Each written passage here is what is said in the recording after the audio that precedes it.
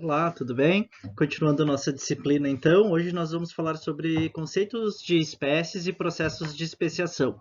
É uma aula um pouquinho longa, vamos tentar fechar isso em não muito mais do que uma hora, e aí depois a gente tira as dúvidas no nosso encontro, tá?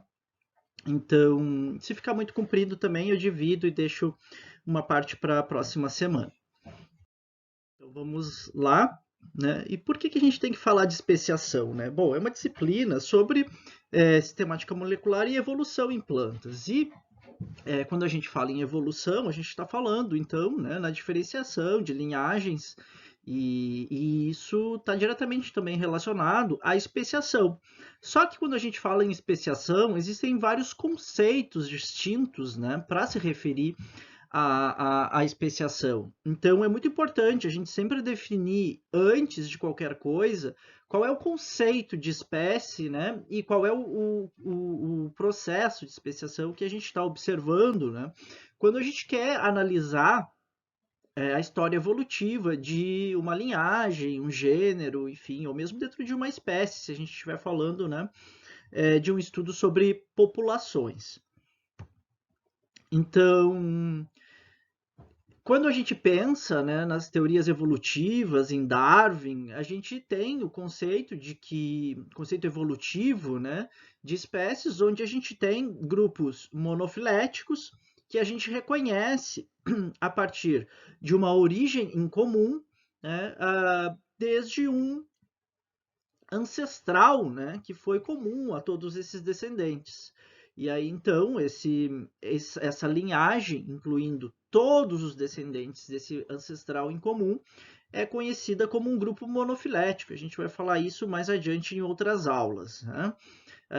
Claro, a gente pode pensar que todos os organismos, todas as plantas são descendentes de um único ancestral em comum, ou pode pensar que isso aconteceu diversas vezes ao longo da evolução, né? Então, quando a gente estudou lá em criptógamas, todos aqueles organismos fotossintetizantes, a gente viu que a aquisição dos cloroplastos se deu diversas vezes ao longo da evolução, né? Então, é muito provável, e tem vários estudos recentes saindo, né, falando que todo esse processo aconteceu provavelmente várias vezes ao longo da evolução.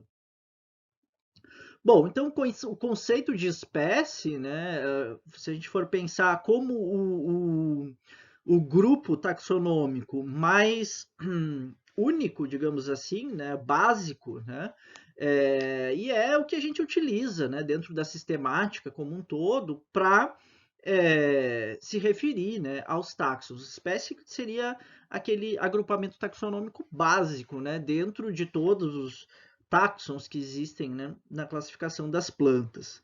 E aí, então, essa espécie pode ser reconhecida pela morfologia. Quando a gente trabalha com taxonomia pura, né, sem utilizar a biologia molecular, então a gente baseia muito as nossas evidências na morfologia, né? E o conceito morfológico é um dos conceitos mais utilizados quando a gente está trabalhando com taxonomia de plantas. Bom, depois tem o conceito biológico, né, de espécie, que trata, né, da capacidade reprodutiva entre diferentes espécies. Na verdade, dizendo que então uma espécie é reprodutivamente isolada, né, de outras espécies, e isso configura o conceito biológico de espécie. Bom, a gente precisa, além de ter a reprodução, né, no conceito biológico, a gente ainda precisa ter a origem de descendentes férteis, então, a partir desses híbridos, né? E aí, claro, entram também conceitos geográficos para a gente entender a distribuição, né, dessas linhagens, e isso também nos ajuda a tomar decisões taxonômicas para reconhecer, né, ou não aquelas espécies recém-formadas, ou como populações ainda em via de especiação, né? Então a geografia é importante também. E aí a gente tem esse conceito básico, né, geral, para espécies, que diz que uma espécie é um grupo de indivíduos semelhantes que se cruzam, né, e dão origem a descendentes férteis que vivem na mesma região geográfica. Então, aqui, puxando aquele conceito geográfico, isso eu vou discutir mais aprofundado, né, hoje ainda durante a nossa aula. Bom, esse processo de origem de novas espécies, né, ele pode se dar de duas formas. A gente pode ter uma espécie ancestral que vai se diferenciando ao longo do tempo e dá origem a outra espécie, deixando de existir aquela morfologia, aquela caracterização, né, de forma geral, que a gente tinha e reconhecia naquela espécie. E isso é conhecido como anagênese. Então, uma espécie ancestral dá origem a uma espécie atual, né? De uma forma contínua. E o que a gente mais aceita e mais consegue reconhecer nos resultados dos trabalhos é a cladogênese, que seria a especiação, então, a partir de uma espécie ancestral com a origem, né, de dois ou mais descendentes. Tá? Então, a cladogênese é a principal, né, teoria que a gente utiliza quando a gente está analisando árvores filogenéticas e falando sobre evolução de plantas, né, com base em evidências de sistemática molecular ou sistemática filogenética como um todo. E a gente busca que a classificação reflita, né, essa condição, reflita esses acontecimentos naturais ao longo da evolução dessas linhagens. Por isso, a sistemática molecular chegou, né, alguns anos atrás, com tanto peso, com tanta força, e modificando muito do que a gente conhecia sobre a sistemática das plantas. Bom, então falando sobre os conceitos e aprofundando um pouco mais, né, o conceito morfológico vai nos dizer que as espécies são conjuntos de indivíduos que possuem as mesmas características morfológicas em um nível maior que outros conjuntos semelhantes. Ou seja, aqui a gente tem uma figura, essa figura é da minha tese de doutorado, ela mostra espécies de Adesmia, família Fabaceae, e aqui a gente tem as diferentes espécies que foram tratadas na tese, e a gente consegue observar, né, sem muitas explicações, que a gente tem diferenças nas organizações das inflorescências, né, na organização dos frutos, eretos ou patentes, enfim, né, características menores também, de tricomas, enfim, né, que a gente utiliza para reconhecer essas espécies. E essa caracterização morfológica é o que nos dá o conceito da espécie. Né? O problema que a gente tem nesses casos é que, se a gente tiver duas espécies já isoladas reprodutivamente, geograficamente, enfim, mas se a gente estiver analisando somente a morfologia, é possível que a gente analise espécies muito semelhantes morfologicamente, mas que já passaram por todo esse processo de especiação. Então, elas são muito parecidas, mas quando a gente analisa isso do ponto de vista molecular, a gente consegue ver que, na verdade, são duas linhagens que já se separaram há muito tempo na história evolutiva desses grupos, né? Então, essas espécies são conhecidas como espécies crípticas e muitas vezes só com o uso de outras ferramentas, como anatomia ou um detalhamento muito maior na morfologia, né, é que a gente vai conseguir reconhecer que são mesmo táxons distintos. E muitas vezes essa evidência aparece pela primeira vez nos estudos moleculares. Bom, a gente pode ter espécies politípicas, né, e plasticidade fenotípica também, onde a gente vai ter, né, uma diversidade grande de formas, né, bem como o dimorfismo sexual, em espécies que têm, né, indivíduos masculinos e femininos separados, né, estaminados, espistilados, e a gente pode ter uma diferença morfológica nesses grupos. E isso no passado era muito comum de acontecer de a mesma espécie ser descrita várias vezes por conta, né, dessa diferença morfológica nos indivíduos pistilados e estaminados. E a mesma coisa acontece ainda hoje, né, com espécies que são muito variáveis e muitas vezes terminam sendo descritas como novas espécies, mas quando a gente passa também para o aspecto molecular, a gente vê que, na verdade, né, é uma só espécie, muito bem caracterizada né, a partir da molecular, e que, na verdade, ela tem uma grande variação morfológica como adaptação atual, né, a diferentes ambientes, ou mesmo ainda estar em processo de especiação, né, o que acontece também. Às vezes a gente pensa na especiação, na evolução como uma coisa do passado, e esquece que isso continua acontecendo, é um contínuo, a gente tem a especiação acontecendo todo o tempo, né? E aqui um exemplo, então, de espécies crípticas, né? Então, claro, trazendo espécies de animais, que a gente tem muito mais, né, relatos, trabalhos publicados para mostrar isso. Então, a gente vê aqui nessas aves que tem uma semelhança muito grande na morfologia, mesma coisa nessas borboletas, né? Não são, ou são mariposas, acho que são borboletas, não consigo ver muito bem as antenas. E tem cara de mariposa, né? Mas não tem antena ramificada. E nesses crânios também, né? A gente consegue ver que tem uma semelhança muito grande, com alguma diferença no tamanho, enfim, né? Então, essas espécies são conhecidas como espécies crípticas, tá? E nas plantas acontece a mesma coisa. Espécies politípicas, né? Como aqui no caso dessa espécie de borboleta, Papilio indra, onde a gente tem, né, uma variação muito grande na morfologia, no tamanho, nas cores. E o dimorfismo sexual, né, aqui também representado por animais, onde a gente tem isso muito forte, muito gritante, né, muitas vezes. O exemplo do pavão, do fazão, né, enfim, umas espécies de macacos. Muitas espécies dos animais têm dimorfismo sexual bem acentuado, né? E normalmente com os machos sendo mais chamativos para atrair a atenção das fêmeas na corte. Nas plantas isso acontece também, às vezes, e muitas vezes, essa diferença não é tão marcada como nos animais, tá? Bom, se a gente pensar no conceito evolutivo, a gente vai pensar então em linhagens, né? Linhagens evolutivas a partir de populações ancestrais que vão, né, se reproduzindo, cruzando, descendendo, se isolando, enfim.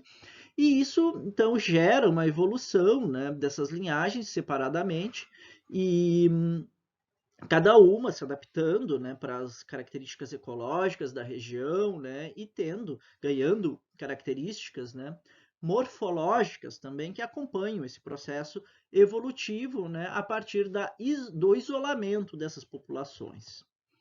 E aí, claro, a gente precisa então do conhecimento temporal, né? A gente precisa colocar o fator tempo. E para isso, a gente precisa então de uma análise filogenética, pensando, né, nos conceitos evolutivos para entender quais são as características ancestrais, quem eram os fósseis, né, que foram encontrados dentro dessa linhagem que eu estou estudando, para compreender quais são as características mais ancestrais e mais derivadas e com isso, então, partir para a classificação dos meus organismos. Bom, o conceito evolutivo, né, nem sempre ele traz vantagens, né? Então eu faço essa piadinha aqui, meio boba, mas para falar nesse sentido mesmo, né, de que a evolução, muitas vezes, ela acarreta na perda de característica, perda de estruturas, redução de estruturas, né? E isso muitas vezes é importante para a evolução e a adaptação desses organismos. Então, a gente tem que ter sempre em mente de que a gente pode ter, né, o retrocesso quando a gente está falando em caracteres morfológicos, enfim, ou ecológicos, adaptativos, dentro de uma linhagem. Era uma piada aquele ali também, eu passei, tá? Porque, enfim, era a evolução do Homer. Alguns conceitos de espécies, né? Que a gente vai ter também, né? Falando ainda dentro do conceito evolutivo, desculpa, eu me perdi com a piada que eu pulei. Mas o que eu queria falar é que, por exemplo, em peixes que vivem em cavernas, né, é comum a perda dos olhos, né, enfim, né, inabilidade de enxergar no escuro, e isso acontece com várias espécies. Então, nesse exemplo é um peixe, né? Não sei se é o caso de uma espécie que vive em ambientes escuros, porque tem outros dois aqui com os olhinhos. Então, pode ser que esse processo, essa imagem foi produzida, né, para acompanhar o artigo somente, ou, enfim, colocaram espécies próximas ali para fazer a imagem. E a topeira, né, coitadinha da topeira. A topeira é o exemplo clássico de uma evolução muito esquisita, assim, né? Eu acho ela horrorosa, coitada.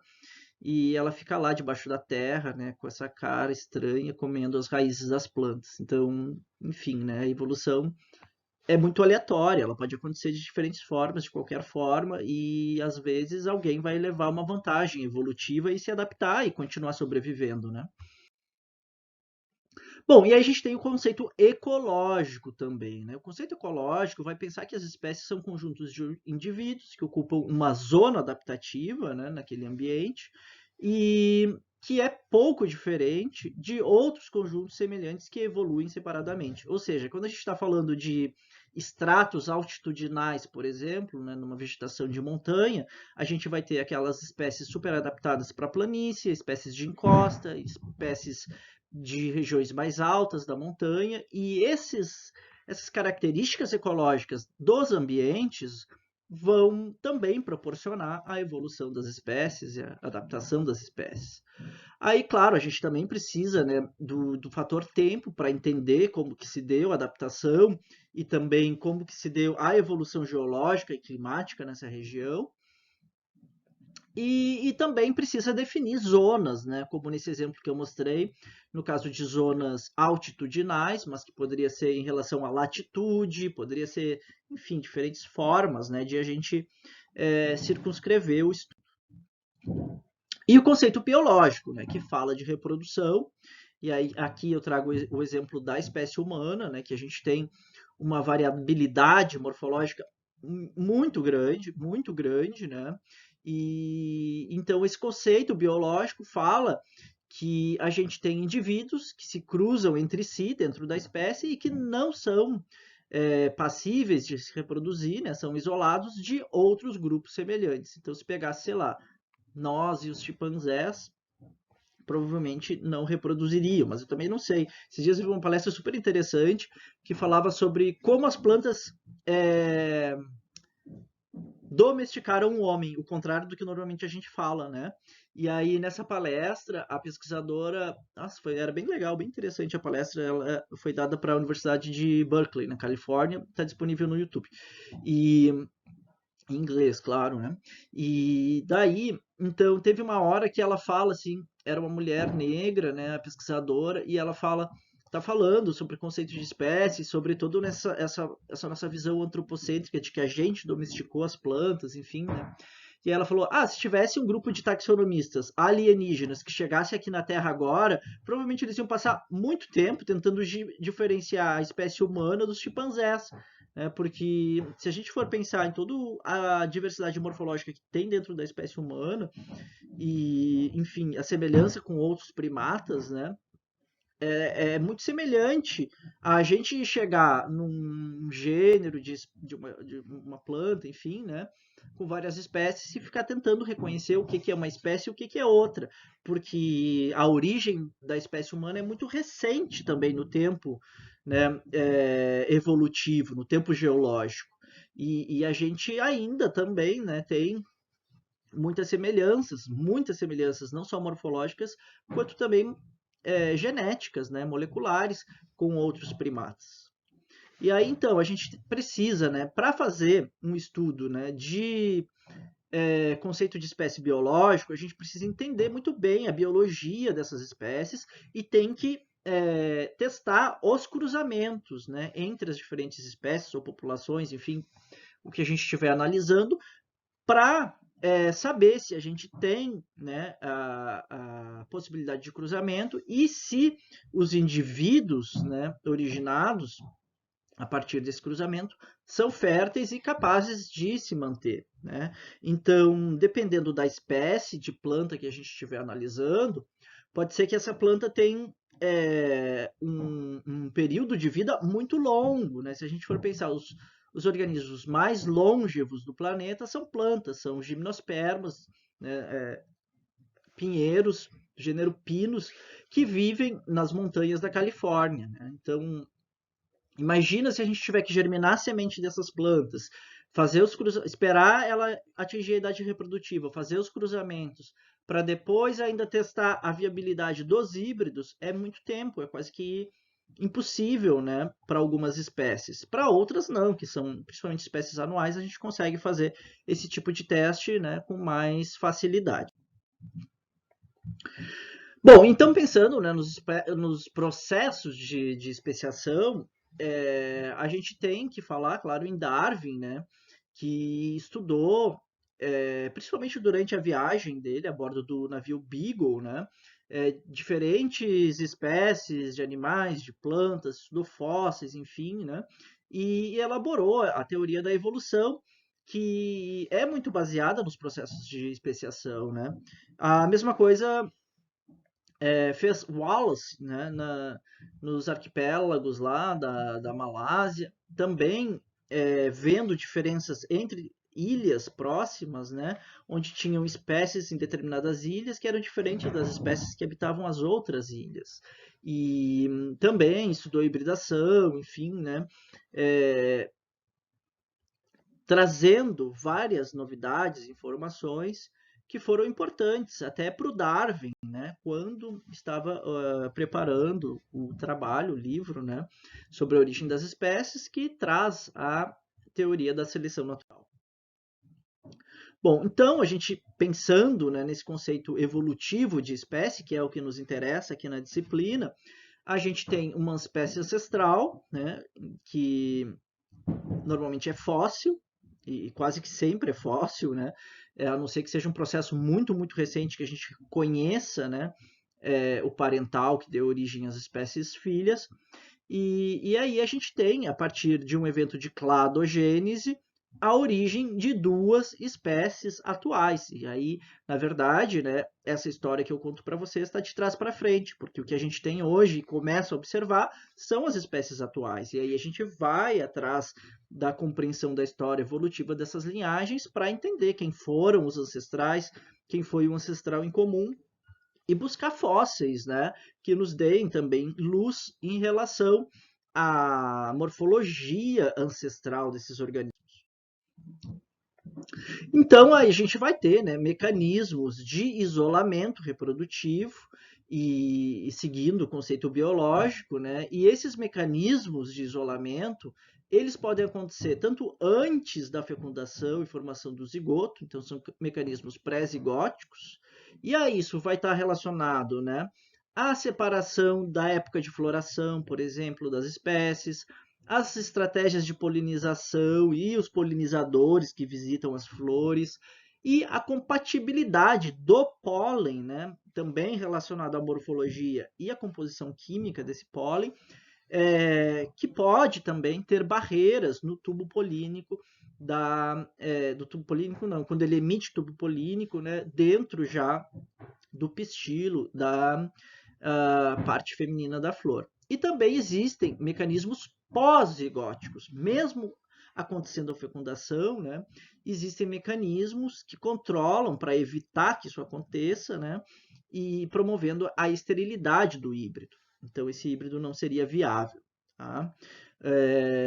Bom, vamos adiante. Mecanismos de diferenciação genética.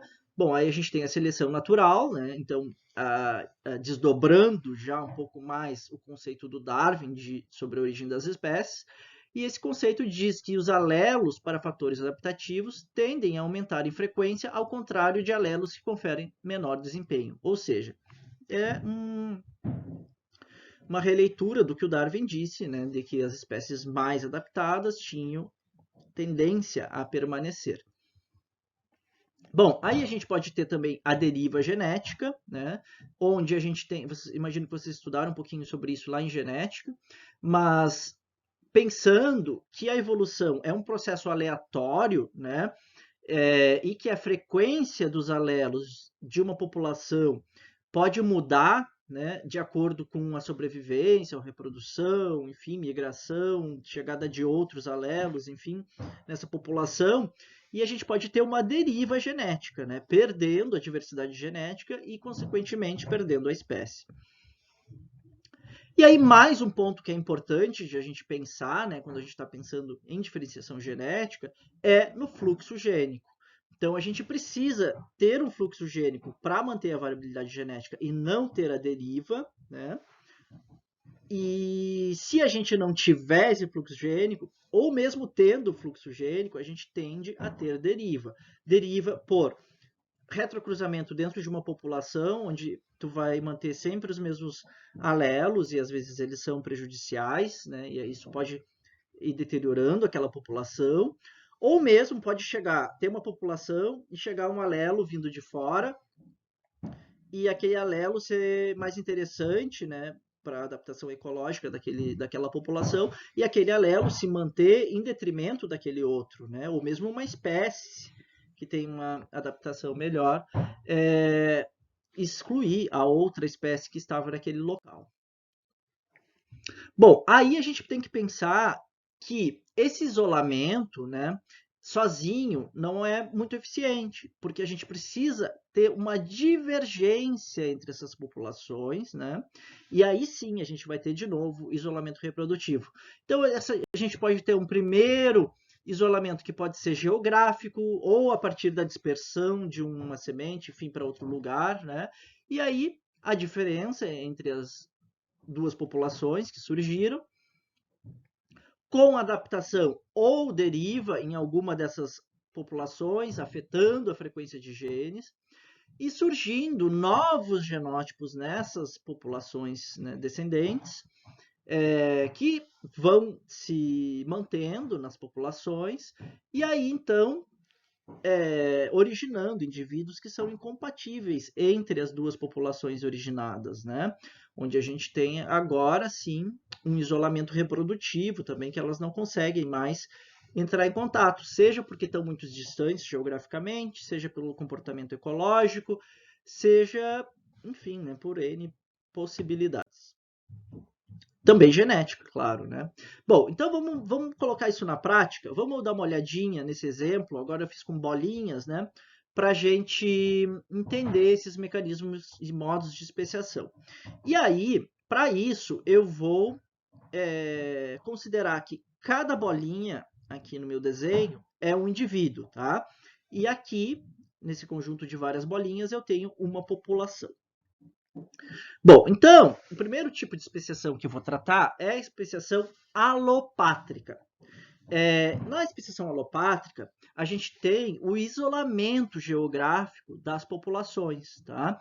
Então, a gente tem uma espécie ancestral, ou população ancestral, a gente tem o isolamento geográfico dessas populações, e com isso a gente impede que tenha fluxo gênico, né, entre elas. Eu estou falando a gente, mas é claro que isso tudo é elas mesmas, né, ao longo dos processos ecológicos, colonização, dispersão, enfim, que vão acontecendo naturalmente, né. Estou falando a gente de uma forma assim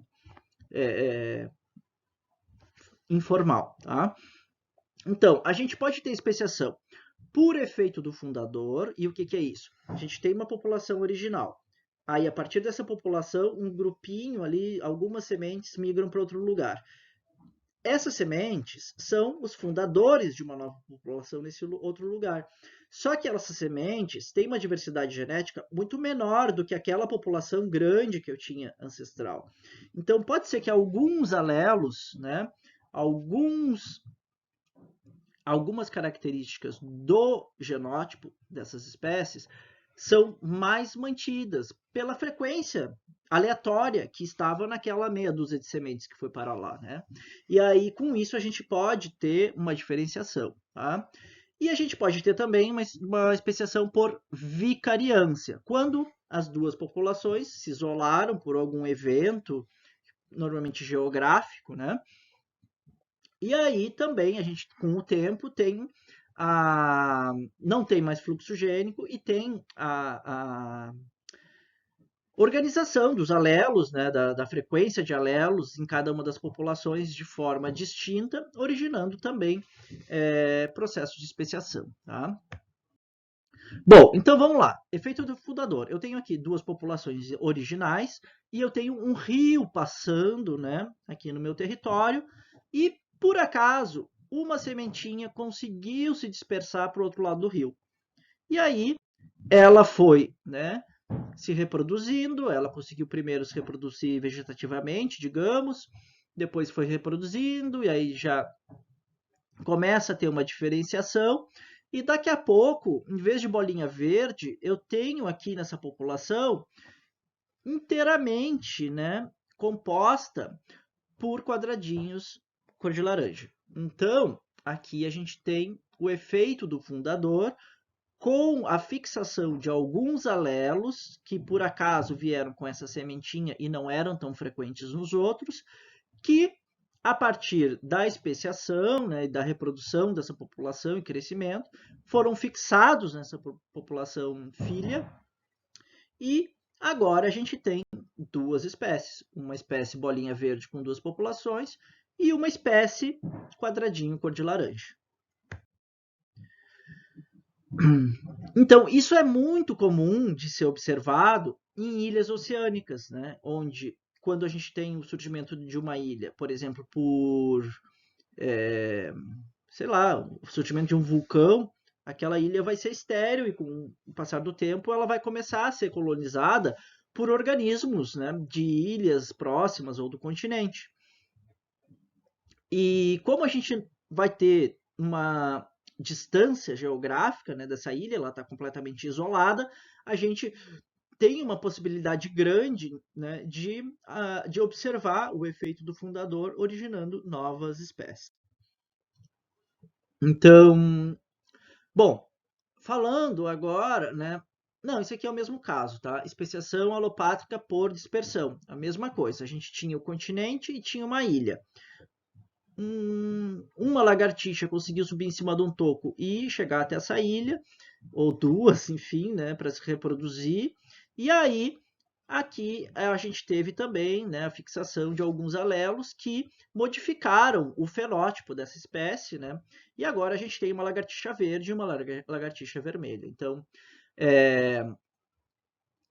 de novo, um exemplo de especiação alopátrica, onde as populações filhas, ou as espécies filhas, estão completamente isoladas, né, entre si, geograficamente. Agora sim, tá. Vamos falar de um outro tipo de especiação, que é a vicariância. A vicariância é um processo bem importante também, tá? Onde a gente tem uma população original contínua, tá?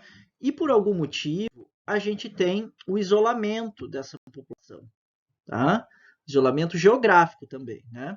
Então, agora surgiu um rio, digamos rios de meandro na Amazônia, qualquer lugar que tenha rio muito grande, é comum a gente ter a troca do curso do rio, né? Então, isso pode influenciar nas populações, também causando. Antes da hora, achei que tinha ali mais uma coisa.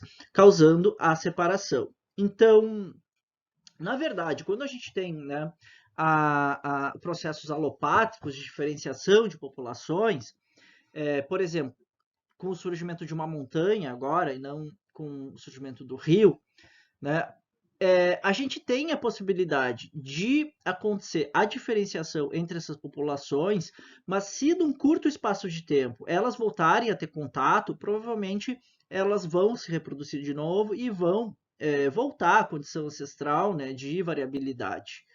Então, quando a gente tem a vicariância, a gente tem a necessidade, né, de isolar, manter as características novas adquiridas, no caso aqui a parte verde, né, ao ponto de que, mesmo que se essas populações voltarem a se encontrar, né, que a gente não tenha a possibilidade de cruzamento, né, dos indivíduos.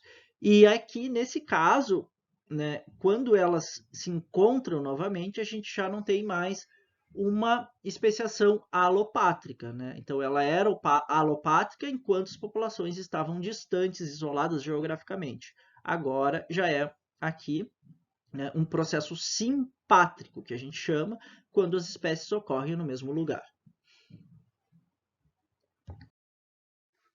Então, aqui de novo, né, o exemplo do rio, né, que troca de curso, e aí ele deixa de ter aquele braço para cima e vem para baixo, isolando, né, de novo as populações de lagartixa, ao ponto de a gente ter um processo de especiação por vicariância.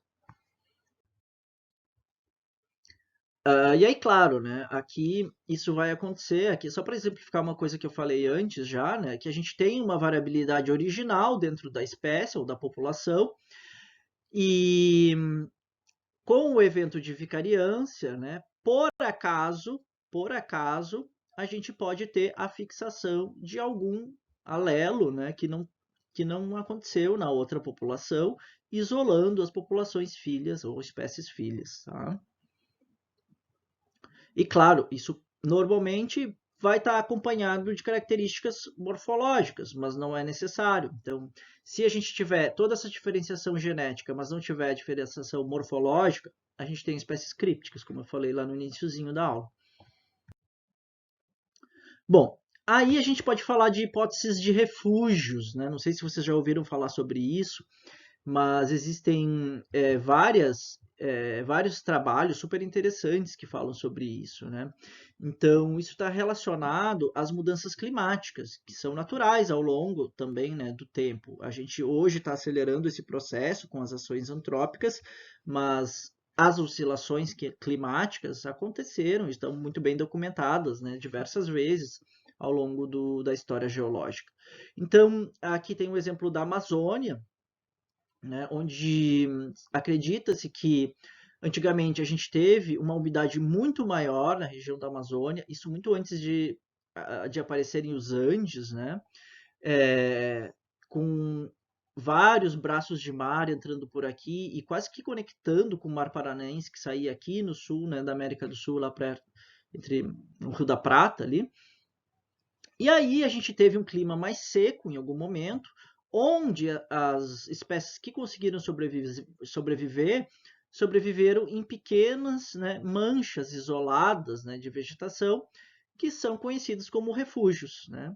E a partir desses refúgios, quando o clima voltou a ficar úmido, essas espécies, né, colonizaram novamente os ambientes, mas é muito comum nos refúgios a gente ter, né, onde foram os refúgios, ter uma diversidade maior de espécies, né, ou ter espécies endêmicas, enfim.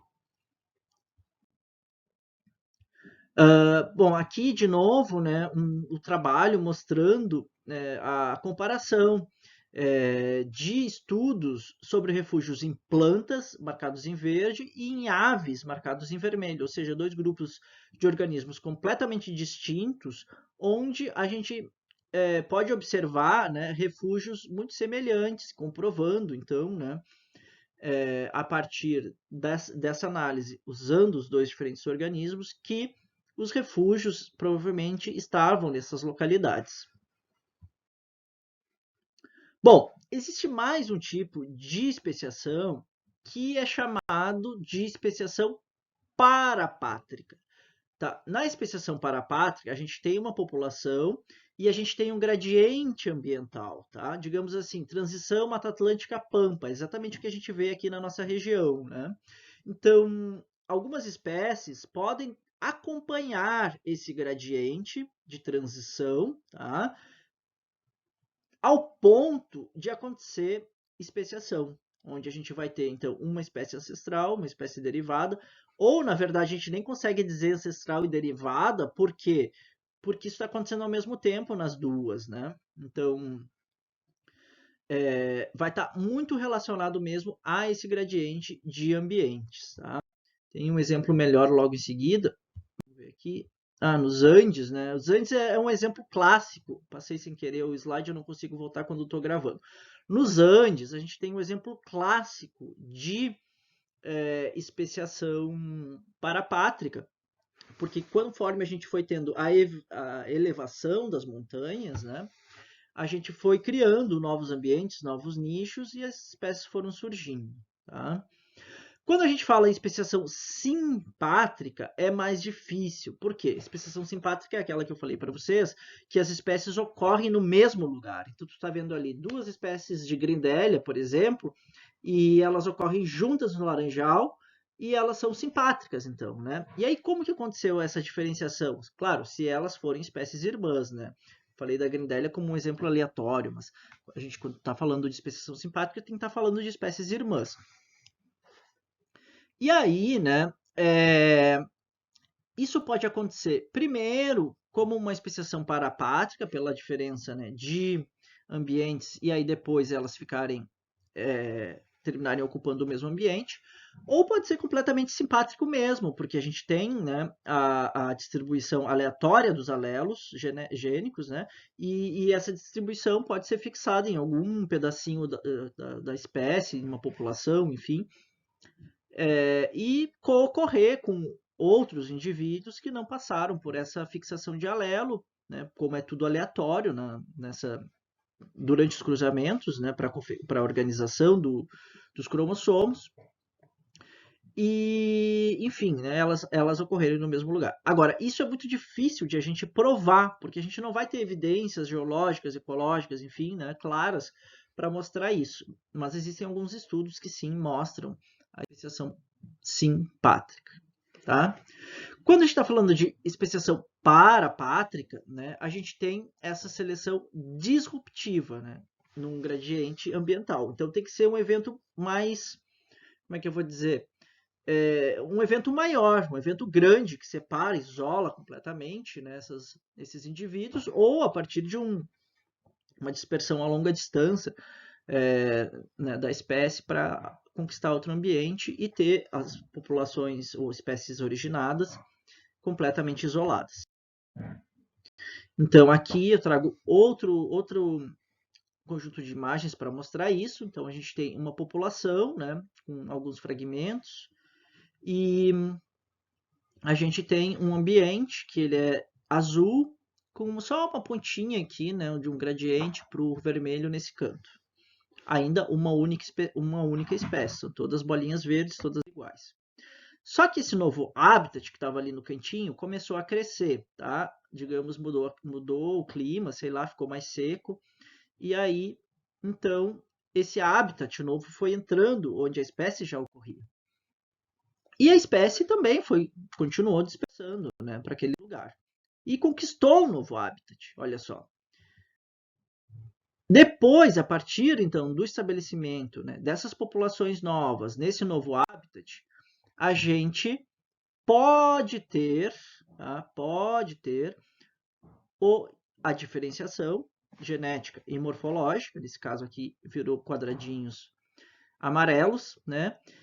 E a gente considera especiação parapátrica a partir do momento que essas duas espécies estão completamente isoladas geograficamente, ok? Então, é um processo que começou quase que simpátrico, né, parapátrico, e que, né, aos poucos foi se isolando até a gente ter, né, o isolamento completo das duas espécies. Então, digamos que a gente pode chamar isso de especiação marginal. Acontece muito isso quando a gente tem uma espécie distribuída numa grande área, digamos uma espécie que vem do Nordeste até o sul do Brasil. E aí, quando a gente vai para os extremos, né, das populações, da distribuição geográfica das populações dessas espécies, a gente começa a observar que tem uma diferenciação morfológica. E aí pode estar em via de especiação, ou a gente pode observar com maior cautela e perceber que já são espécies distintas, né, que evoluíram de forma parapátrica. E aí aqui, então, tem um exemplo, né, da espécie que é aqui bolinhas verdes ocorrendo numa área baixa, né, de planície, e que aos poucos, com o surgimento dessa montanha, ela vai conquistando lugares mais altos e vai se adaptando para esses ambientes. Especiação parapátrica. Bom, aí, né, também, claro, a gente precisa de muitos estudos moleculares com populações para conseguir provar isso, né? E, além disso tudo, ao longo do tempo, a distribuição da espécie pode mudar. Então, aquilo que a gente vê hoje não necessariamente é o resultado do processo de especiação. Pode ser que algumas populações se extinguiram ao longo do tempo, né? Então, a espécie pode ter surgido de forma simpátrica e depois ter virado parapátrica também, né? O que é mais fácil de a gente provar, se a gente encontra um exemplo, é que duas espécies irmãs tinham uma distribuição contínua, né? E que estão num ecótono, onde elas estão ali, digamos, Pampa e Mata Atlântica. As espécies que surgiram, né? E aí, claro, de novo, condições de clima, né? Ajudando para a gente compreender isso. Quando a gente fala de especiação simpátrica, para dar mais um exemplo e agora contrastar, né, com o anterior, a gente tem uma população original e essa variabilidade acontece por acaso em alguns indivíduos aqui dentro dessa população original, ou seja, no mesmo lugar, no mesmo espaço geográfico, né? E aí, a partir da diferenciação desses novos indivíduos, a gente pode ter também a fixação de alelos e a origem de uma nova espécie, no mesmo lugar, tá? Ocupando o mesmo nicho. E aí, claro, vai ser bem difícil de provar, principalmente em plantas, né? Então, aqui a gente tem um exemplo, radiação dentro de uma ilha. Então, uma ilha, pensando que é um lugar super pequeno, restrito, né? E que a gente encontra ali duas espécies distintas ocorrendo, né? Ocorrendo dentro da ilha. Mas se a gente observar com mais cuidado, a gente pode se perguntar, bah, mas será que esses quadradinhos roxos não estão ocorrendo aqui só na beira do rio? Enquanto que as bolinhas verdes estão na área mais seca? Será que é simpátrico mesmo? Então, tem também vários trabalhos, né, falando sobre isso, testando ou discutindo o trabalho do colega que disse que era simpático e dizendo que não é, enfim, aí tem muitos estudos falando sobre isso e é uma área legal, assim, né, quando a gente trabalha com microevolução, né, evolução de espécies e populações. Bom, aí o que acontece? Tem a possibilidade de hibridização, né? Em animais, isso é raríssimo, né? Não é muito comum de a gente ter hibridização, formação de híbridos em animais, mas em plantas acontece, tá? Em plantas acontece. E aí pode ser que aquela árvore da vida toda bonitinha, com o ancestral e os ramos, enfim, não seja a forma mais adequada de a gente representar a evolução das espécies. Como assim? O que está falando, professor? Vamos lá. Esse gráfico que eu coloco aqui para vocês representa o que a gente chama de evolução reticulada. Evolução reticulada. E isso considera que sim, que as espécies podem formar híbridos, esses híbridos são férteis e que eles continuam reproduzindo e cruzando, muitas vezes até a gente ter o isolamento completo das populações. Então, vejam como isso torna tudo muito mais complexo para a gente entender, né? E isso tem sido cada vez mais estudado e cada vez mais demonstrado em muitos trabalhos, né? Então, aquela representação filogenética na forma de árvore que a gente vê ainda hoje em muitos artigos, na maioria dos artigos, na verdade, porque é ainda um método contemporâneo, né? Ela não necessariamente está descrevendo de forma detalhada todo o processo de evolução dentro daquele grupo, a não ser que eu esteja analisando populações, né? E aí sim eu consigo fazer uma análise mais robusta ou mais diferenciada que vai me falar sobre os processos, né, dentro de cada uma das populações para originar espécies distintas. Bom, então vamos de novo, né, para os nossos exemplos e eu vou trazer aqui quase que como um spoiler da próxima aula, porque a gente já está em 48 minutos. Então eu vou introduzir nos próximos slides a próxima aula e no momento que começar a entrar conceitos muito novos, eu vou encerrar e aí fica na próxima semana para a gente discutir então esses processos evolutivos, né, que estão relacionados com os tipos de especiação. Tá? Então, aqui a gente tem uma população contínua, tá? Representada em cima por bolinhas azuis e embaixo por plantinhas com flores da mesma cor. Bom, aí a gente tem uma barreira que começa a isolar essas populações, no caso aqui é um riozinho, e aí a gente tem a diferenciação de uma dessas populações isoladas, né, que começou a apresentar flores vermelhas em vez de azuis. Na verdade, do roxo foi um vermelho e foi um azul, né? Então, o roxo estava representando toda a diversidade genética e morfológica das populações ancestrais, né? E aí, a partir da especiação alopátrica, que diferencia e isola geograficamente completamente as populações, a gente teve um processo de especiação aqui originando, né, as duas espécies atuais.